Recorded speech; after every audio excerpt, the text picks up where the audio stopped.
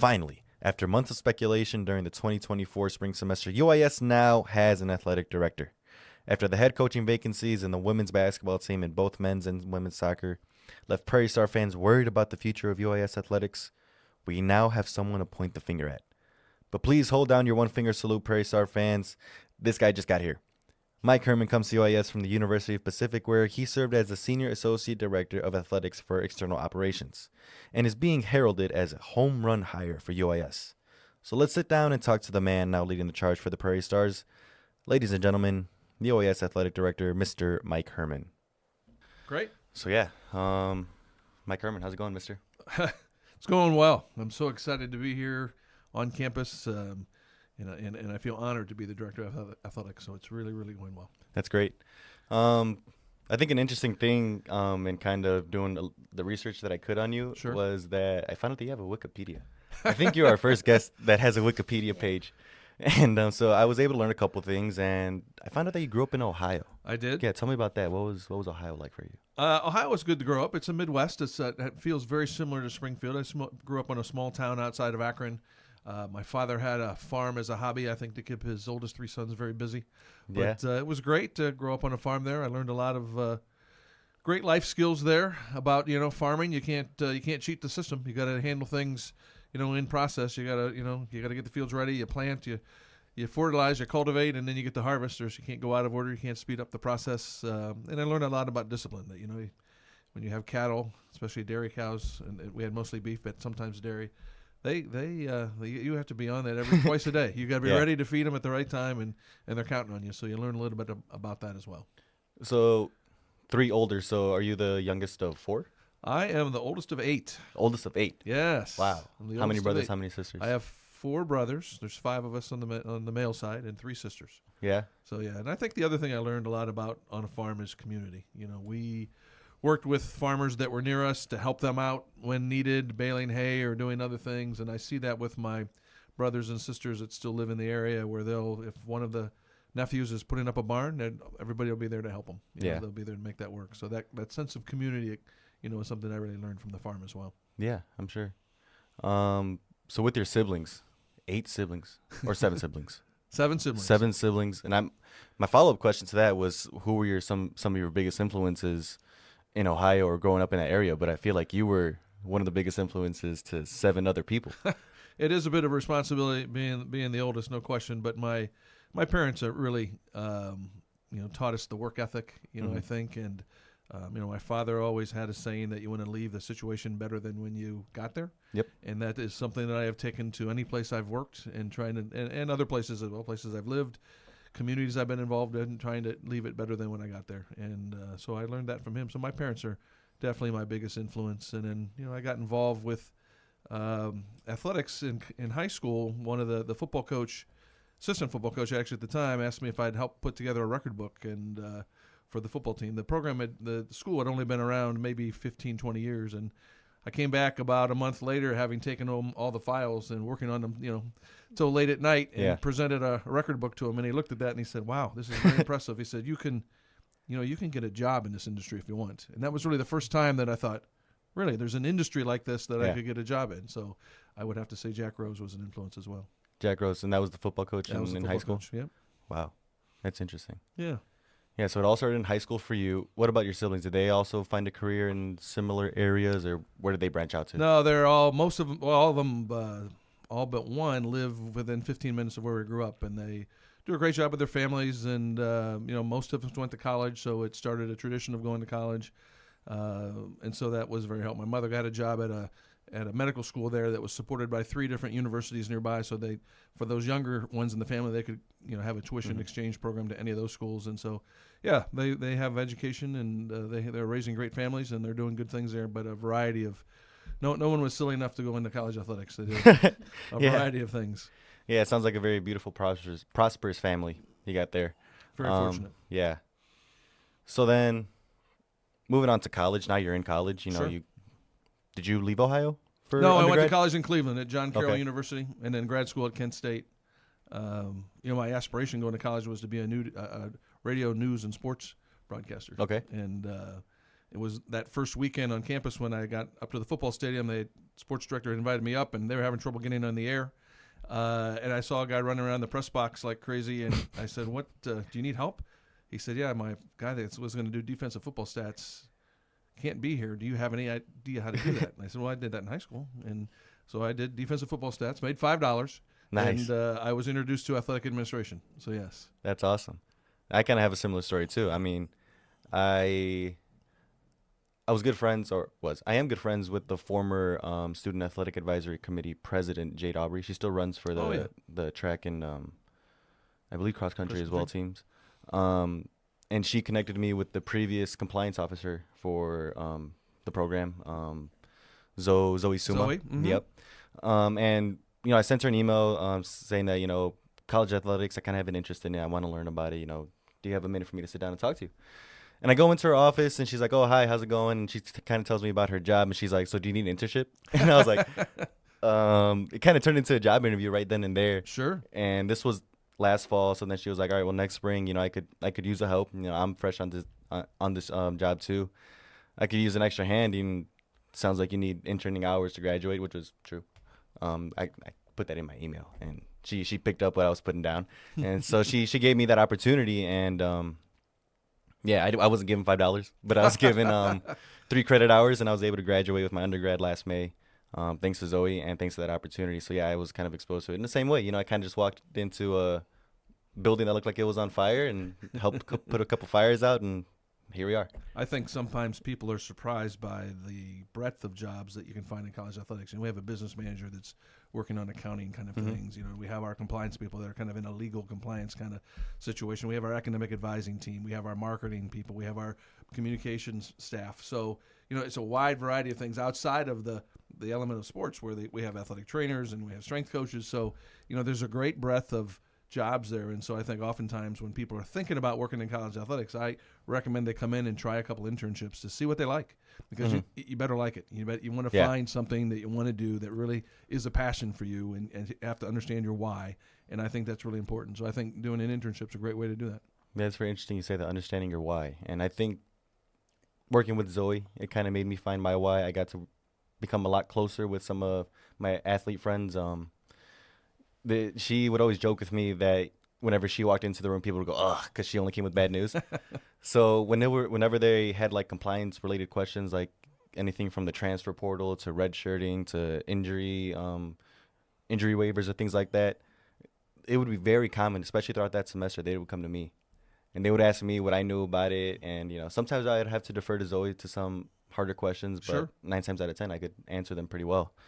That's great. Thankfully, and I built a lot of rapport with them, and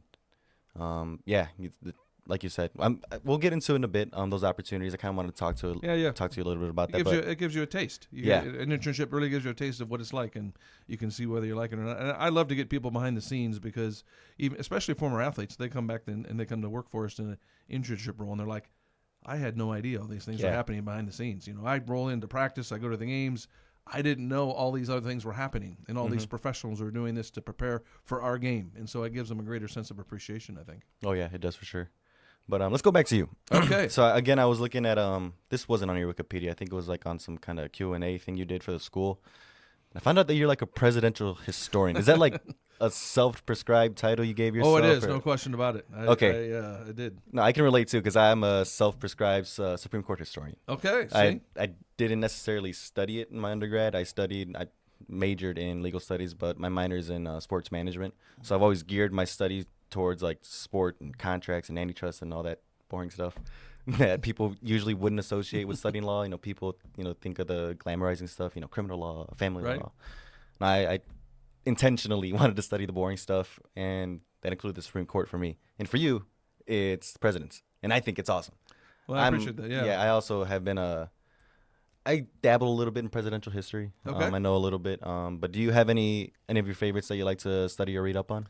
Well, growing up in Ohio, there are 7 presidents from Ohio, so it was easy to go around and visit the presidential homes that were there. Some of them have museums or libraries, so that was something that I did there. And then I've moved around the country, in Virginia and other places where there's another 7 from Virginia. So I've had a chance to knock out a lot of them from just living in close proximity. When I was in Kansas, very close to both of the Eisenhower and Truman libraries, museums, and homes. And so, that was great to get to know more about them. I just this spring visited both the Reagan and Carter, Reagan and Nixon ones in Southern California. Oh, the ranches. Yeah. Well, they have homes there, museums and homes there, so I got to visit those down there. Yeah. So it's it's just something that I've always been a student of history, and I've always been described as a insatiable learner. I like to learn things and check things out, and so that's been something, a bit of my hobby. If you ask which home I enjoyed, obviously we live here with Lincoln, and he was very impressive, and there's lots of great things here in this community. And I love being in a community with a presidential home, especially Lincoln. But ironically, the Rutherford B. Hayes home is one of the ones that sticks out to me. He's not your name brand president. No, but his home was in Fremont, Ohio. He has a beautiful layout there. And they planted a tree anytime a significant dignitary visited the house. So you walk around the yards and you can understand who came to see him when he was there. And did they have like signs saying who the tree was dedicated? They did, wow. yes. So it was that was one of my favorite. They have a big genealogy library there as well. So that's one of my favorites. That's cool. Yeah, I think the only presidential home I visited is Lincoln's, and you want to talk about impressive? How did that guy fit in that house? Yeah, no question. That's a tiny house, and he was like, what? They talk about him being like 6'something. Yes. His head was hanging off the bed, or his legs were hanging over the bed when he was dying and stuff. And he was a tall dude living in that house. That's crazy. And back in the day, the people lived in much smaller homes. So yes, no question. Yeah. So you have this love for history. You have this love for studying presidents, but you always knew you wanted to go into athletics coming into college. When I was in college, I was doing both radio broadcasting, television broadcasting, and working in athletics, and went to grad school to get a master's degree in journalism where I could do both of those things in Ohio and continue down the path. And then when I was graduating with my master's degree, I decided I really wanted to pursue athletic administration. So I became a media relations communications person at Wright State, which at the time was a Division II school in Ohio, in Dayton, and that was my entry into college athletics. But at that time, I just wanted to be the very best SID I could be. I didn't have aspirations to be the AD. I just wanted to be very good at my job, and so I worked there for 4 years and went on to work at a conference office in Indianapolis for another 4 years. And it was really there where I saw athletic directors firsthand, because I got to sit in on presidents' meetings, athletic director meetings, and really see the discussions that were taking place at the table among athletic directors and presidents and others, and began to aspire that, I think I could do this. I think I can contribute to an institution serving in this role. So I went to Xavier, recruited by the athletic director there, who was was a school in our conference. And I went there primarily because I knew he'd be a great mentor, and he was. Jeff Fulgerson put me in the room when I probably shouldn't have been there, and let me hear about decisions that he thought would help me later and shape me as a professional. I spent 5 years under his tutelage at Xavier, and then I got my first athletic director job at Niagara, in Niagara Falls, New York. So that was kind of the path. And I've always been focused on the external side. I've always been focused on marketing, communications. How can we connect the community with the university through athletics? And even as a director of athletics, that's been my focus as well. As opposed to maybe the some people come into this business and they come out of the compliance area, or they come out of athletic training, or they come out of other areas. My background has been external in connection to the community. That's interesting. I think we can make a little connection here. Valeria graduated with her communications recently, and also kind of is on that marketing side of sports and just life in general. Sure. My undergraduate degree was communications and master's in journalism. So, yeah, it all ties together. Yeah. So, I guess to preface for me, the thing that really got me into wanting to study sport law and study athletics in general was my love for one sport in particular, which was boxing. Boxing was that sport for me that kind of exemplified the very basics of life, and both the beauty and the horrors of life that can come, the grace of boxing, but also the brutality of it. It's all these things that mixed up for me that kind of made me realize that this is an area that I could, that I can take my passions to, and the passion would be projected towards me as well. So was there a sport like that for you that kind of drew you in? Was there maybe an experience for you that kind of made you realize that sport and athletics is something that you wanted to sink your teeth into? Yeah, I've always been more of a broad-based, well-rounded individual in terms of the sports I was interested in. I was probably most interested in baseball growing up. I was a staunch Cleveland Indian fan, and it was back in the day where you would look at the box scores in the newspaper and kind of track on hitting, batting averages, and those kind of things. And I had a job as a high school student where I would work at the local radio station in town, in the small town of Kent, and play the commercials between innings for the Indians games, and that was one of my jobs I had there. So I really liked baseball, and that kind of got me introduced to sport a bit. But I was throughout even high school, college, wherever. Any sport, any competition is something that really interests me. I can remember the medley relay we had in high school. That was the very first event at the state swimming championship, where we had a team of four men, or four boys, I guess, in high school that were competing for the state championship. And I can remember all four of the guys in the relay that took place there. And I can, I've had a chance to work on track championships in there and everywhere. So I've enjoyed, and I've been fortunate to be around some outstanding athletes at some fun interactions, some wonderful competitions, but it's been across the board from every sport you could imagine: cross country, softball, soccer, whatever it might be. Yeah.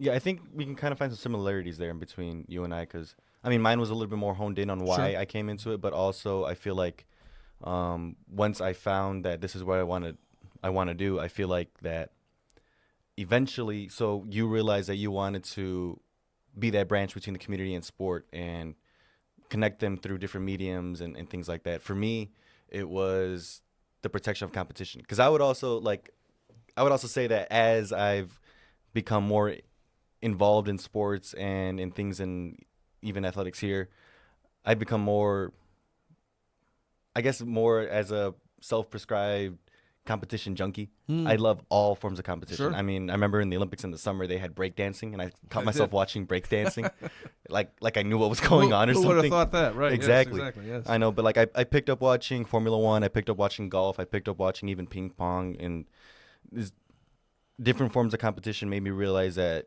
there's a real sanctity to it, and I felt like I could do my role as an advocate, as a lawyer, or whatever I end up becoming, to protect that sanctity of competition in all forms: amateur, professional, down to your Pop Warner. So yeah, I feel like we crossed paths a little bit there. Yeah, right. Maybe not. We didn't take the same route, but yeah. Well, no two routes are exactly the same, but of course. I've been fortunate to be in different parts of the country to get to know, as you mentioned, different sports and different really experiences. When I was at Niagara, ice hockey, we started men's, women's ice hockey there, and to get to understand that sport and the competition level and what it takes to be an outstanding hockey player. And then I went to Towson as the director of athletics, and lacrosse was one of the marquee sports. And we hosted the women's national championship 3 times, the men's national championship twice at M&T Bank Stadium where the Ravens play. And 50,000 people there at the competitions. And so really to understand the high level of lacrosse. And the last 3 years at the University of Pacific, they have a national level water polo program. So to watch these Olympians playing water polo in this event and understand how that sport works. So I've been fortunate to be at different places and really sample different sports, and even more, from bowling to esports to just a variety of sports that have been under the in the portfolio where I've worked. Yeah, and just to go back to you being a Cleveland fan, 2016, I think the greatest baseball series ever played against my Chicago Cubs. I'm sorry we had to take that one from you guys, but yes, I knew the Cub fans would like that series. Yes, that was a good series. We were close. You were close. We were close to winning the first World Series of my lifetime, but we'll have to continue to hope for maybe this year. Yeah, they got a great squad, and they have for a while, and I find myself cheering for them a lot more than I did back then.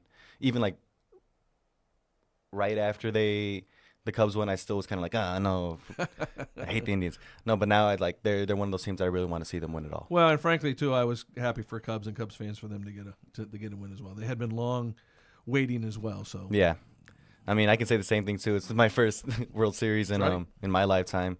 I think we won the pennant no times in my lifetime, actually. Yeah, so we won the Central, I think, maybe twice in my lifetime, not including 2016. Gotcha. So, yeah, I know it's tough rare. growing up. Yeah, it's been rare. Tough growing up a Cubs fan, tough probably growing up a Cleveland fan. It toughens you up. Yeah, exactly. I think that part of the Midwestern hospitality comes from the humbleness of being a fan of our sports teams. No question. But yeah, going back to your experiences working at these colleges, on your Wikipedia, they have 11 different colleges and universities listed that you have either worked for or worked with in some capacity. Do you have any like highlights from working at these different universities? Every place has offered something special, in every way. I mean, we've used the experience there to learn more about that community, learn the experience there to try to make that program better. And I've learned something at every stop I've been at in my career. And it's probably too many stops. It's just the way that it worked out. But looking back on it, that's a rearview mirror look. But it's I've learned a lot. I have, and I've been fortunate with every opportunity. I feel that I was honored and blessed at every chance to have that chance to either lead the program or lead the external team or handle the communications or whatever I could do, and feel like we made a difference. We made progress every time, and so that's been exciting. And working in college athletics is, I think, I've enjoyed my time there. It's somewhat often a thankless position because you're working nights and weekends and doing lots of different things, but it's something that has driven me and something I enjoy. And so I love watching the student athletes compete. I love big events. I love when we can get fans there and make an event that really makes an impact on the student athletes. Right. And we've been able to do that, whether it's filling the arenas at Xavier or having a hockey success at Niagara or an outstanding water polo event at Pacific. We've been able to do that at different places. Yeah. I couldn't even imagine some of the stuff that you've seen in the time that you've worked in at the places that you worked at. These, not to throw shade at UAS or anything. I love this school. I'm a Prairie Star. I Sure. bleed blue and gold. But some of the things that you've probably seen at these universities playing where the Ravens play and all these kinds of things. I couldn't even imagine. But one day I'll get there. Well, I think that this is a great opportunity here. One thing I like about this program is you can really get close to it. Yeah. You can really get to know the student athletes, the coaches, and you understand their challenges and their success. And so I like the ability to get close. I think it's great for our community to come to games.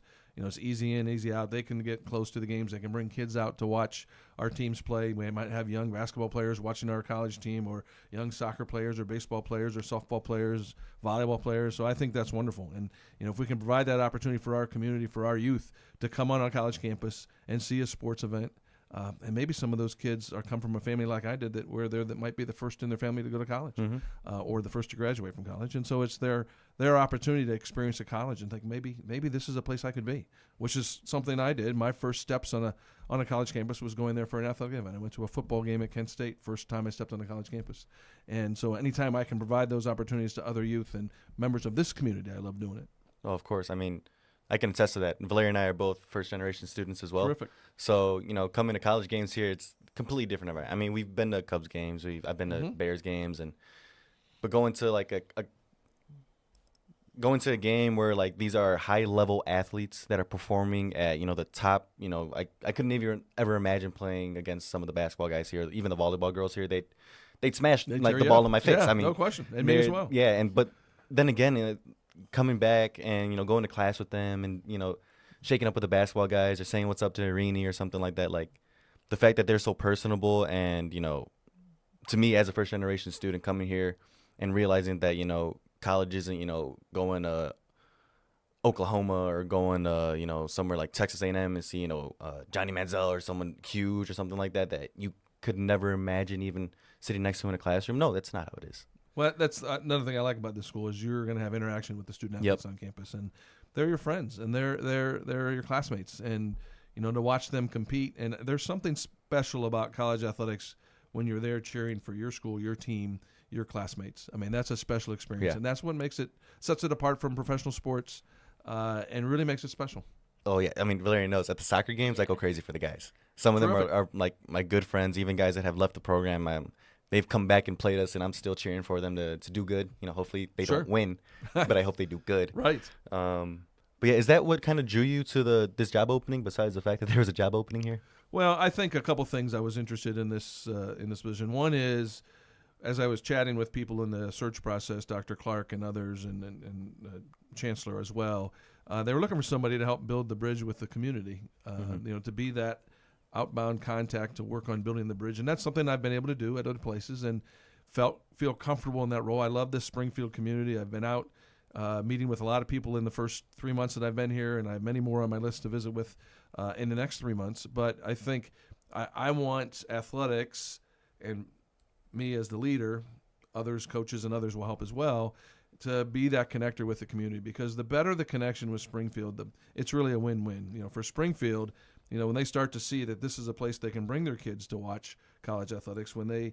can come here as empty nesters and enjoy, a college athletic experience, that helps add to the quality of life in Springfield, and it builds a good tradition and feeling about, a sense of pride about this university.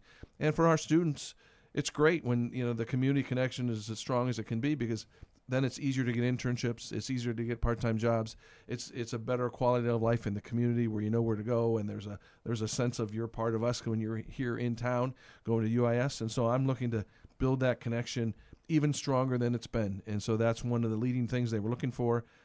It's something that I'm passionate about and excited about. So that's one of the things that excited me. And number two, I feel like we have a great group of coaches and staff.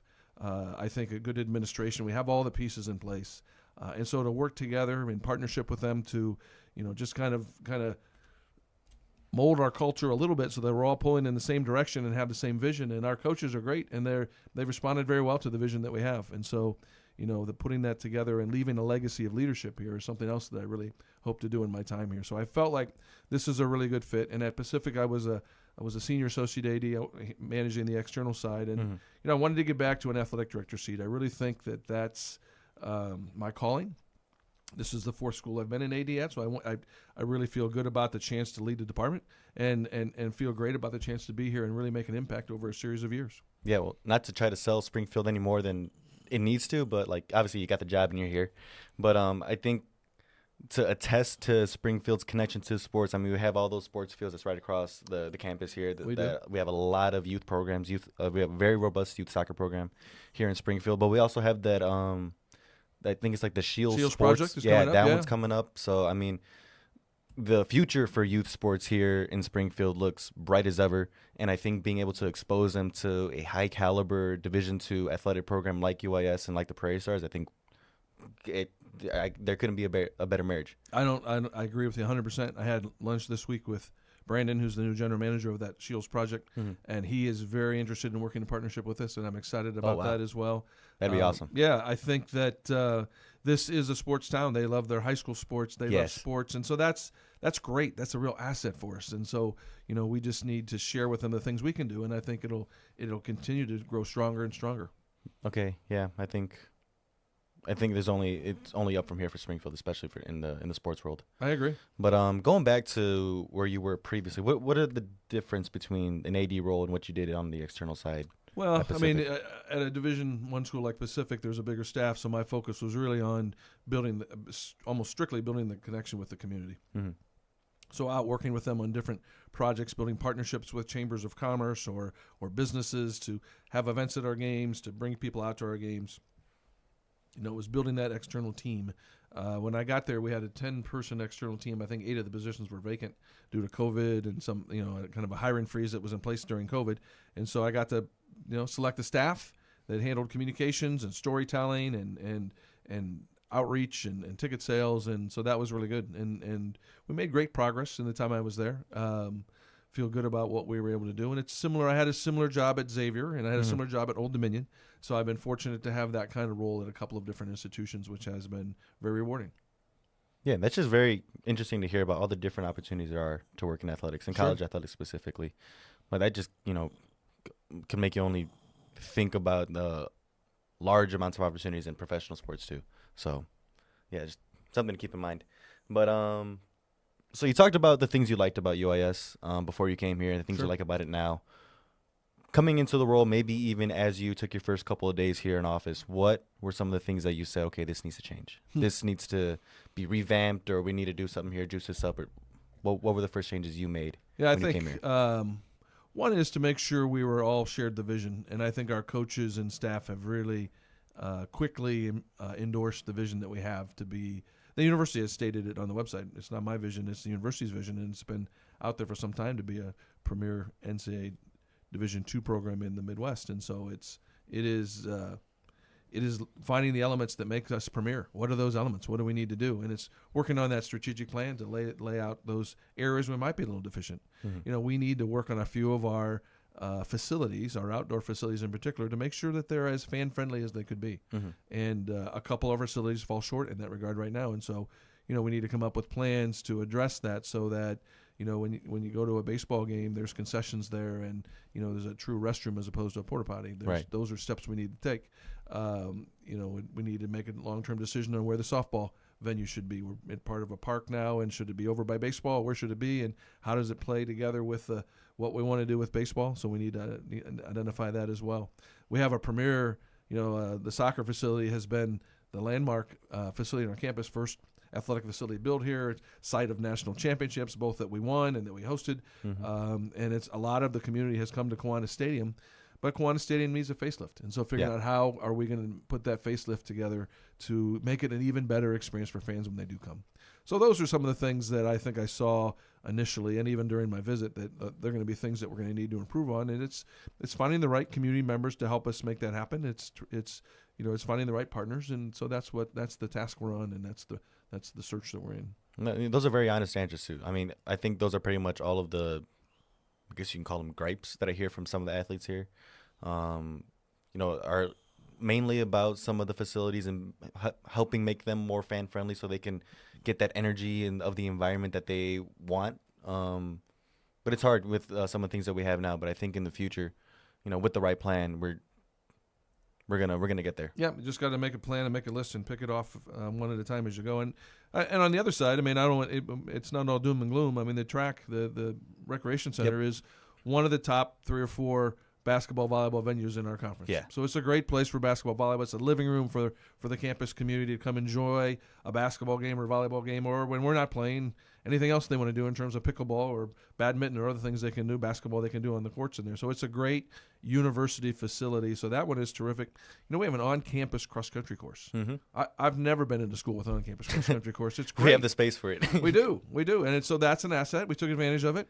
We hosted a meet there a few weeks ago. We have the conference championship coming up there in the end of October. Yeah. We're going to host that on our campus, and that's terrific. One of the reasons I went to Terre Haute a few weeks ago to look at their facility is theirs is known as the premier college cross-country venue in the country.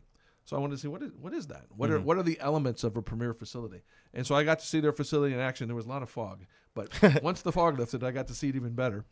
And cheer for our teams while I was there. But it gives me a sense of what we might be able to do next with our facility. But we have a great facility. And this is a super golf town, and our golf team has access to some of the very best courses here that can prepare them for championships. And tennis, they've just redone some tennis courts in Washington Park right in the center of our city, and that's where we're going to play our matches. We're actually going to host the GLVC tennis championship there in the spring as well.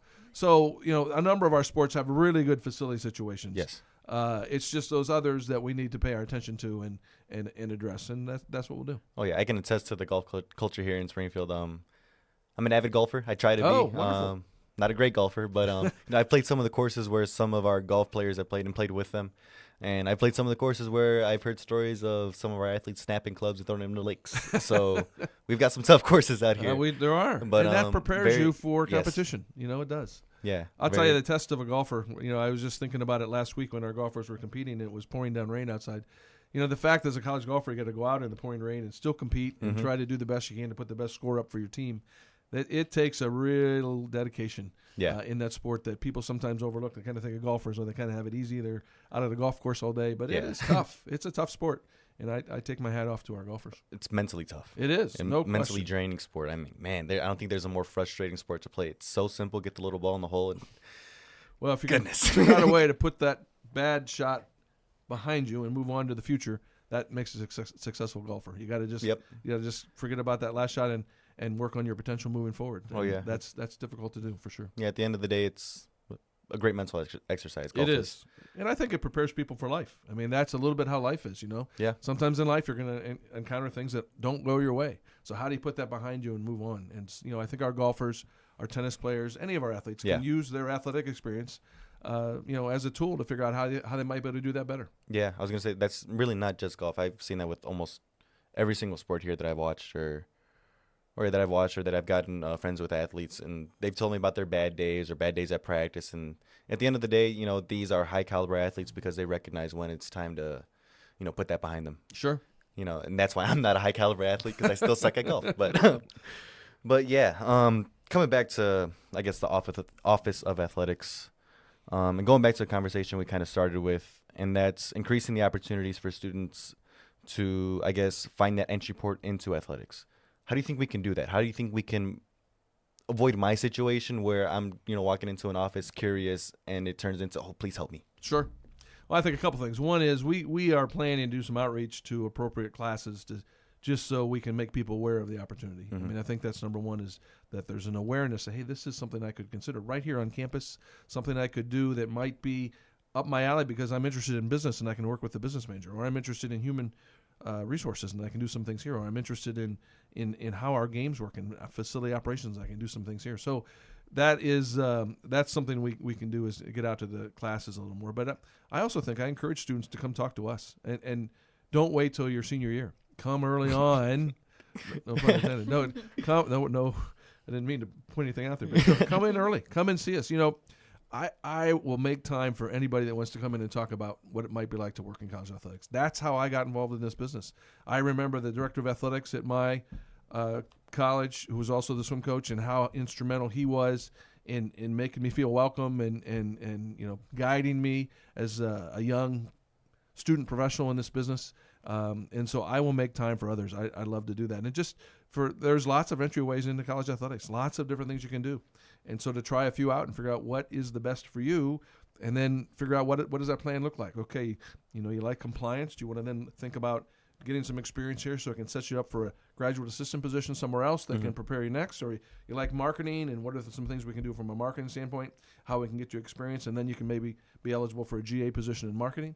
Those are things that we can do. And because I've been at a number of schools and in this business for a few years, I have a lot of contacts. And so when it's time for people to look for jobs, lots of places are places where I know somebody there, and I can pick up the phone and call them and say, hey, this is a student who's graduating from here that you really ought to give a look to. Right. And to help that student get that next door opened is something I really enjoy doing. That's great. Yeah. Yeah. I mean, having those tools and being able to use them for good for young students that are looking for opportunities, I mean, it's amazing. But, I tend to think I'm a little bit of an outlier. I'm very outgoing, and when I see an opportunity, I'm going to bite down and yank at it. I'm not just going to bite it and take it. I'm going to yank at it and see if I can get more out of it. But there are more students, especially nowadays, these COVID kids that are a little bit more shy, a little bit more bashed. A little more laid back. Yeah, I think that approach that you're taking and kind of being a little bit more vocal about the opportunities that they had will go a long way in letting them realize the opportunities that they had. I mean, not to point any fingers, but she kind of heard about Valeria, heard about the opportunity I had working with Zoe, and then she was like, man, why didn't I know that? Why didn't I think about doing that? And we're working on it. We're kind of we're moving in the direction to get her in the roles that she wants to later. But I fell into my role with compliance in last semester, and I don't think it should have to be like that. I don't think you should have to accidentally fall into athletics. I think you should find it if you're looking for it. Well, and the business has changed from the days I walked in the press box and made my $5 by helping with the stats. It's changed where people are more aware of really athletic administration now and opportunities that are there. So, but I tell you, people will find a warm welcome when they come into our office to really test what they might want to do and to have conversations with us. So I think, and we will be aggressive in outreach as well, to share with people what might be an opportunity. Because our business is one where we need outstanding young people to continue to move it forward. It's a challenging business now with all kinds of things happening there with name, image, and likeness and transfer portal and funding college athletics and all kinds of things happening, mostly at the Division I level. Some of it is trickling down to Division II. But we need outstanding people. And I really enjoy mentoring young people. One of my first, when I mentioned I worked at the conference office, and we had an internship program where we had an intern that would come in for a full year and work for us. My very first intern there is a woman named Teresa Kewen Gould. She was an intern for me a year, and then we hired her for a year in the office as well. She's now the commissioner of the Pac-12. Wow. And so she, for some reason, gives credit to me as being a mentor that sent her down a proper path. And wow, so that's awesome. It's very fulfilling on my end as well. Yeah. To help guide people in a direction and get them going in that way. And I think the people that have worked for me feel the same way. And so I think they're doing the same things wherever they are in this country. And so I think that giving back, that paying it forward is something that's happening. That's amazing. That's an amazing story to have, and to tell that, you mentored someone to that level. Well, she's an outstanding person. Take credit for so it. I can't Take credit for it. She's an outstanding person. She's doing a wonderful job, and she's finding a way for the Pac-12 to continue to exist, which has been great. Yeah. That's an interesting story to follow. I mean, Yes. we covered it, I think, last week or the week before, and what they have going on with Anyway, that's a different story, different conversation. But Yes. I feel like a big reason a lot of the shine has been shown on athletics. I guess athletics offices more Yes. than have in the past is this talk of NIL Uh-huh. and these antitrust suits that have been coming across the NCAA's table for the past 4 years now, 5 years Roughly. since Yeah. Alston. Do you have an opinion about that stuff, NIL, and maybe we can start with Alston. Do you have an opinion on that Supreme Court case? Well, I will say this. I think that, all of these decisions come in a situation where the pendulum swings from one way to the other. And just talking specifically about name, image, and likeness, I am all in favor of that, giving student athletes an opportunity to use their name, image, and likeness to make money by running a camp that has their name on it, or becoming a sponsor of a business and driving business there and having that business reward them. That aspect of name, image, and likeness makes great sense to me, and I'm all in favor of that. And that's the kind of NIL relationships that we have with student athletes that are here at UIS. But the idea of where it's gone at the Division I level right now, where there's collectives and they're writing checks for people, where they're not really doing work, or they're doing community service and getting paid for that instead of really, working for a business. It's changed the whole. The pendulum swung too far, and so it needs to swing back to be more reasonable, because what is going on now is not sustainable, and it's a bit contrary to really what's going on with education. I mean, these are student athletes that should be focused on getting a great education, and I do want them to have the opportunity to make money based on their name, image, and likeness, but not necessarily getting money from a collective. But that's happened in Division I level. I'm interested to see how it's gonna shake out, and there are a few Division II schools doing it as well. But I'm interested to see how it shakes out over the long term. Yeah, and I mean, I've written about this in previous essays for different classes and stuff, and I think my biggest issue was the rollout of the NIL policies from the NCAA and some of the other conferences, and also really how slow it was in kind of getting schools and conferences to adapt NIL policies. I mean, I can attest to that. I wrote the NIL policy in our handbook last spring. Okay. So it took us some time to even adopt an Yeah, NIL right. policy, and it had to be in compliance with the GLVC, it had to be in compliance Yes. with the state of Illinois, and then it had to be in compliance with the NCAA. NCAA, Yeah. when they still had teeth to Right. give us sanctions for not following the rules. But I think that was my biggest issue with it. I felt like if the NCAA had prepared more correctly for a world in which student athletes could realize profits from that name, image, and likeness, we'd be having a very different conversation. Yeah, I think when that rolled out initially, there was just a vacuum of leadership at that time in terms of leading forward and what we should do. I think there are people concerned about lawsuits, and their concerns caused them to do nothing. Yeah. And I think that created confusion on campuses and among institutions, including schools where I worked, about what steps we can take and what we should take and what we did. And so I would agree. It came out slowly in many cases and not consistent across the board. Some people jumped in it with both feet, and other schools weren't really sure where to go. And really, initially, the institutions weren't allowed to give a lot of guidance to student athletes. It was kind of they're on their own. They can go out and get their own NIL deal, and that was so inappropriate, because we had helped student athletes with just about every other aspect of their life, from their medical history to their the academic advising to them as a student athlete, every aspect of it, and to not give them some counsel in NIL was kind of a silly oversight. And so I'm excited about or pleased with the transition where now institutions are going to be able to have some role in it. Yeah, I am too. But do you think we're going to have to wait just a little bit longer and see how some of these cases play out to really see what we can do as a university for these students with NILs? Well, I think there's opportunities now for students to develop their own NIL programs, and we're happy to talk with any student who wants to do it to make that happen. So that's available to them right now. I do think that, as you say, things are going to continue to change, and we'll have to continue to monitor what's happening on the national level to see how it's going to impact us. Some of the things happening at the national level don't impact us very much on the Division II level, right? But some do, and so we'll have to be cognizant of that and monitor it and determine a best way forward. Yeah, I think my biggest concern really for these student athletes is just the contracts that they're signing and that they know what they're signing. I mean, we look at now, I think it's, again, something we talked about on this program, the UNLV quarterback he's saying that he's not playing this year because I guess he had like a handshake deal. Yeah, he didn't or get his it was deal, like right? Didn't sign a contract. It was on a napkin or something saying that they were going to give him $100,000 to play, and he never got it. So he's mad because he never signed a contract, or this contract was, I don't know. I don't know what's going on with that, but that's the situation I would never want to see my friends in. Sure. You know, if my friend's a star of the soccer team and he's signing an NIL deal with, I don't know, Hy-Vee or something, Yeah. and Hy-Vee doesn't pay up, and now they're in the boat for this much money because they were hoping they could help cover the rest of their tuition. I mean, that's something I don't want to see happen, and I think that's something that we can prepare for, and maybe we should have early on, but I think now specifically that it's becoming more and more of a thing that student athletes realize that they can profit off of or take advantage of Sure. in whatever capacity that they feel that they could or need to. I think that it's also the responsibility of athletics professionals, collegiate athletics professionals, to make sure that they're guided down the right path. Because at the end of the day, I almost want to say we, but I'm not there yet.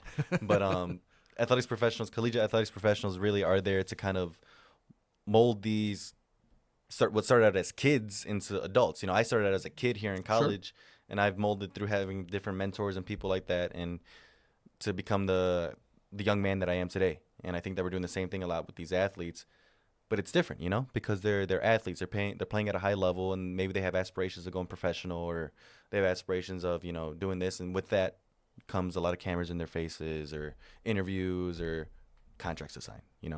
So I think that having like a lifeboat that they could reach out to in case they don't know where to go to, I think it should be the university. Yeah, I do too. I agree 100%. And I think, and it's both ways.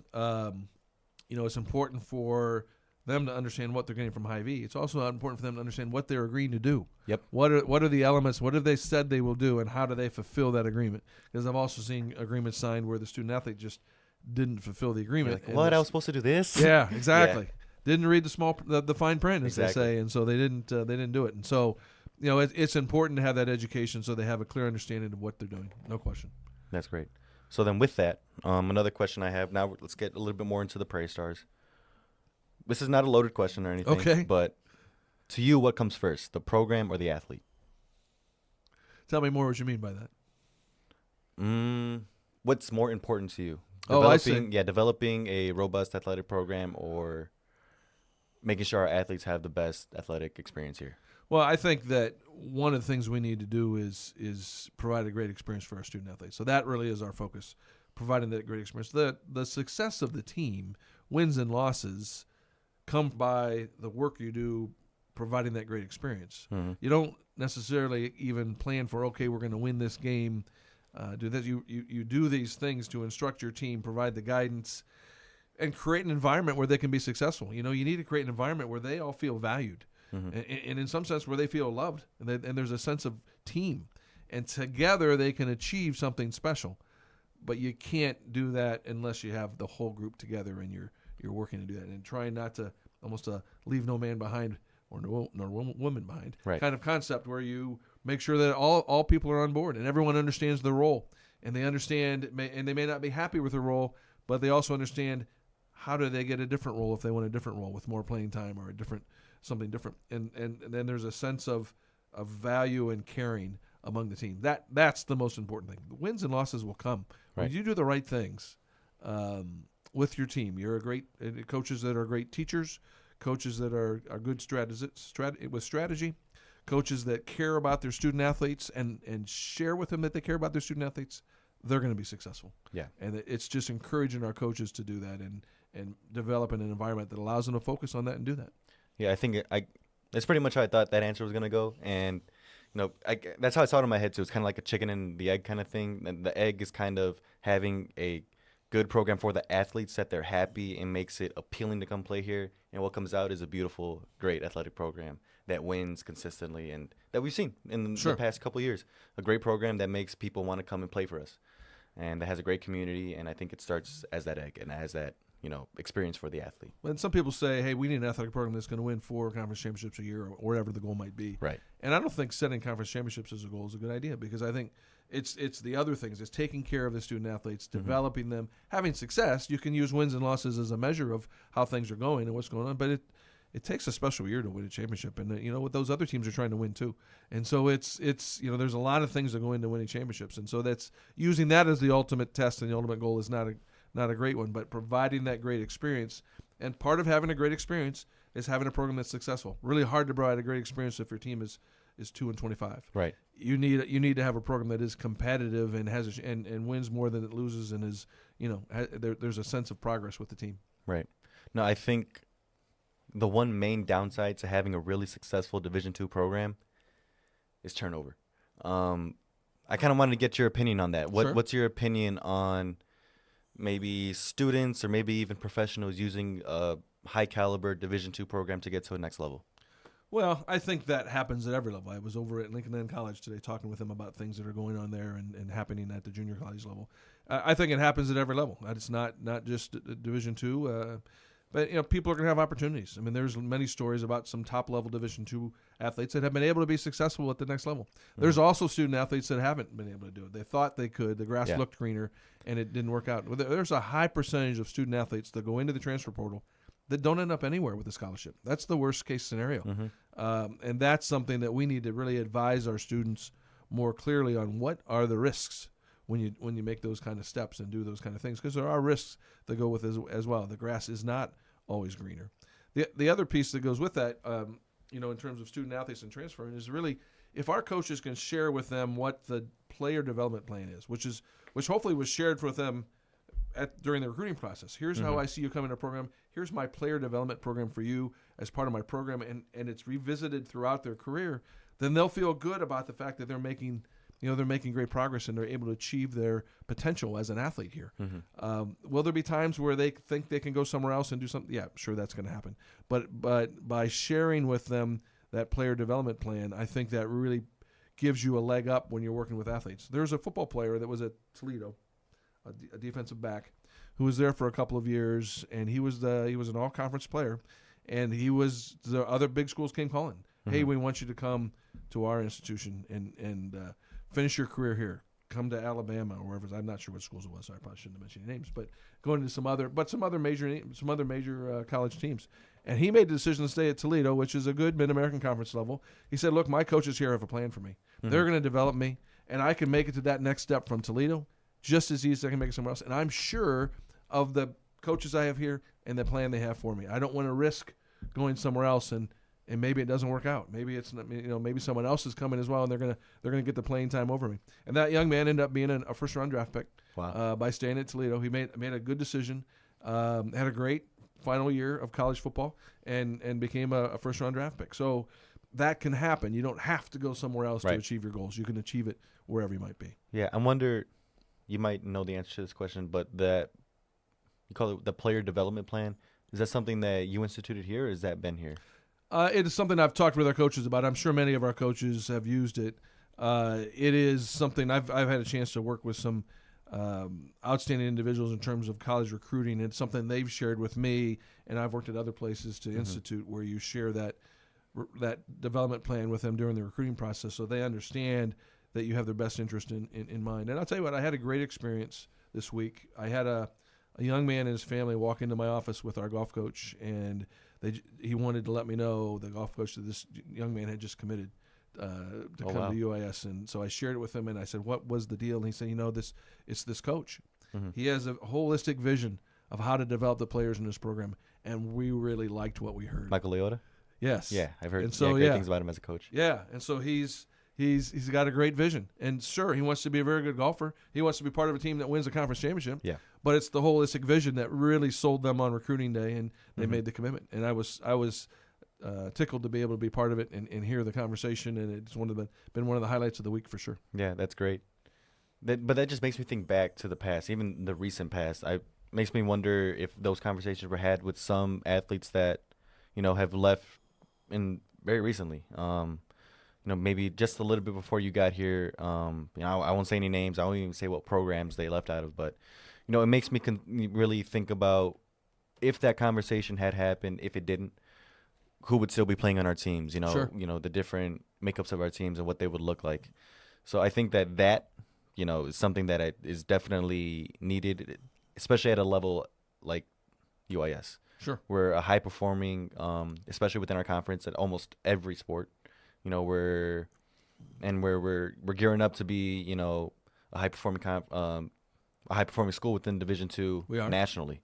So I think that yeah, I think coaches should really take that piece of advice that you're giving them about, creating a player development plan for them, and yeah, and just run with it and make sure these students know that they are valued here. We've talked about that since our very first retreat we had back in August, and we're focused on that. And that's really important. And I think our coaches again have bought in. It wasn't a hard sell. They For sure. want the student athletes to they're there to develop student athletes. That's their plan. Maybe it's a little more intentional than what they did before. Maybe it's a little more, but it's done in intentionally, strategically. And so I'm excited about them endorsing that and where they can move our program. Yeah. So now moving on from selling the athletics program to students, how do we sell the athletics program to administrators, the people that are, signing the big checks and saying who's fired, who's hired? How do we get them to realize that an athletics program, a robust athletics program, can be utilized as a great recruitment tool, as a great, building block for a university that maybe, was kind of stuck in the mud for a little bit there? Well, I'll say this. I have not found any of those doors to be closed as I've been on campus. People have been very welcoming and wanting to partner to try to help us do it, whether it's admissions, financial aid, the chancellor's office, provost, student life for certain, because I'm part of that sector. But really all across campus, we've been able to partner and work together on providing a great experience for our student athletes. So I have not found that to be difficult. I think it's important for us to lead the way in that community connection and show them what we can do, show them how impactful the athletic program can be, and get them involved, get them tied in. So we're doing a number of things. We're working on a more robust faculty staff appreciation day for each of our sports. We invite faculty and staff out to the games, and in some cases even introduce those faculty and staff that particular students have invited, because that's our community. We're a small community, and our athletes had an outstanding GPA last year of 3.56. Yeah. And a lot of that credit goes to the faculty members and the staff that work with them that found ways for them to be successful even when they were traveling and doing all the other things you do in college athletics. Students had to do the work. They got the grades. And I've been around in college athletics a long years, as my Wikipedia page confirms. But it's that 3.56, I've not heard of an average team GPA that high. Yeah. That's the highest I've ever heard. And so that's outstanding academic achievement. And the fact that is here, that's the number one thing, our success in the classroom, that makes me feel great about taking this job and leading this team, because I know that coaches, student athletes, the faculty, the administration, they're all focused on making sure our student athletes get a great education, number one. And that's terrific. That is the foundation and base of our program. Oh, yeah, I can attest to that. I go to class with a lot of these athletes, and, yeah, they're some of the hardest working people I've ever met. I mean, I don't have half of the responsibilities that they do being student athlete. In different capacities, I do. But with what they take on, maybe some of them also have, like, side jobs and things like that, and they're still getting the grades that they do. They are remarkable people. I can't say enough about them in the classroom. I went to that cross-country meet at Terre Haute, stayed in the team hotel, and went down to breakfast. I saw two students over there working on a project, in a textbook during breakfast, an hour before the cross-country race. Yeah. I mean, they were taking advantage of every minute Exactly. to make an impact and be efficient. And I think the hard work that you learn on the field translates to hard work in the classroom. It's the same mindset. It's having the mindset of being there to be successful. And so I think there's great carryovers. So I think it's not surprising our athletes are doing well, but I'm really pleased with where we are. Yeah, they're great people. But okay, so a couple of quick fire questions. Sure, okay. Do you have a favorite team to watch yet? Here? Yes. I like watching every team. I enjoy. I guess that's the political answer, but I enjoy every team. I can't wait for the basketball seasons to start. I enjoy a Saturday or a Friday night soccer doubleheader. I loved going out and cheering for our student athletes at cross country. It was great to have volleyball home for the first time last week. Yep. Our baseball program has had the most NCAA success since we've gone to the NCAA level, and I'm excited to see them play. I know they have I'd love to see them out on their field. I went to a softball scrimmage this fall just to see them in action. We'll have track as well, but I love watching each one of our teams. I don't leave out golf and tennis, and they're harder to get to because they're playing off campus, but I'm looking forward to going to see them in competition as well. But no, I enjoy watching every one of our athletes because I have great respect for their commitment to their sport and to the academics, and to cheer for them as Prairie Stars. Yeah.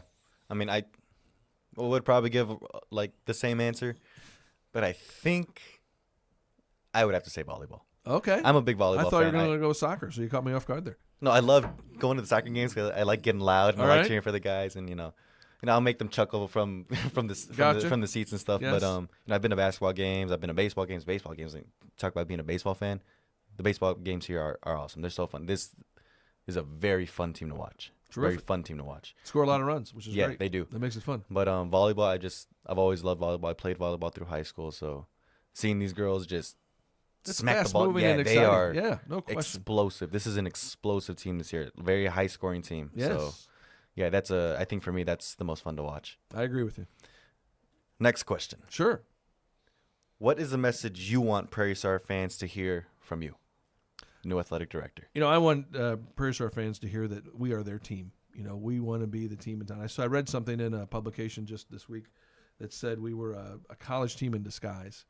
And I don't want to be a college team in disguise. I want to be a college team that people love knowing this is a college team, and they come out to see our team play and they enjoy it. And I think that they were trying to make a point that you might not be aware of all the different colleges and educational institutions that are in Springfield, and there are a few. Mm-hmm. But again, we're the only one with the NSA banner, and we love to get people to come out and cheer for our team and cheer for their hometown team. The Illinois Springfield, we have the city name on our jersey, with the UIS, with the Springfield, and so to represent this community is a great honor. And so I want people just to feel good about coming out, and our tickets are so inexpensively priced. We people 12 and under get in for free, so it's great for families to come out, especially young families to come out and enjoy college athletics, as long as those 4-year-olds are willing to do it, and they probably have to go home early because they don't have a great attention span. But come out and bring them out and see what's going on, and see the mascot there, enjoy the games, be part of the experience, and that's what I want them to know is this is their team. They should. We take great pride in being from Springfield as an institution, and I want them to take great pride in being in the same town as the UIS Prairie Stars. That's great. Now, final question. What is the message you have given to the Prairie Stars already since you've assumed the role? Well, I had a chance to talk with each of the teams at the beginning and shared with them, how proud I am of what they've done at this point and how I'm here to help them make sure their experience continues to be a great one and for them to continue to represent our institution and our community with great pride. And I've been really impressed with how they've done that. They're college students. There have been a couple of stumbles, and I've talked to some students that maybe took a moment off from doing things they should have that with great pride, and they have taken ownership of it, and they have stepped up, and they have made good on it. And that to me is especially rewarding. And so that's the message I share, that you're representing a lot when you put that jersey on and you're out on the soccer field or the basketball court or the golf course, and representing us with pride is something you should just keep in mind. And I think there is that sense of pride among our athletes and among our students and among our institution. Oh yeah, I definitely have a sense of pride being a Prairie Star fan. Terrific. I know a lot of the guys that wear the guys and girls that wear the jersey do too. Yes, so they're great people. Yeah, Mr. Mike Hermann, thank you so much. Oh, Nick, thank you for the invitation. Valeria, thank you as well. I appreciate the chance to be here and visit, and it's been a lot of fun. It has been. Thank you. Sure. Thank you.